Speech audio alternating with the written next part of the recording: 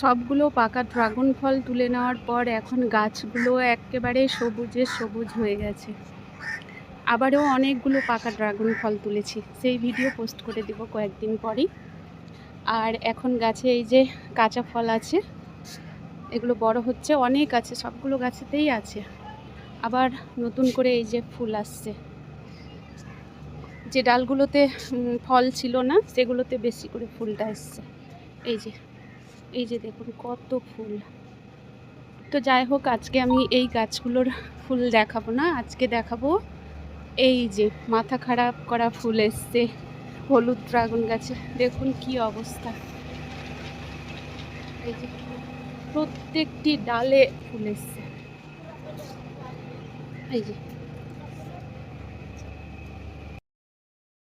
আর এই যে এই ডালটিকে যে এইভাবে রেখে দিয়েছিলাম, এটিতেও একটি ফুল চলে এসছে।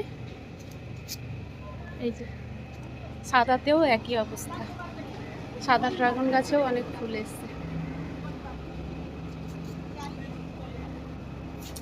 কতগুলো ফুল ফলে পরিণত হবে আর কতগুলো ঝরে যাবে সেটা জানি না, তবে এটা নিশ্চিত যে এতগুলো ফুল কখনোই ফলে পরিণত হবে না।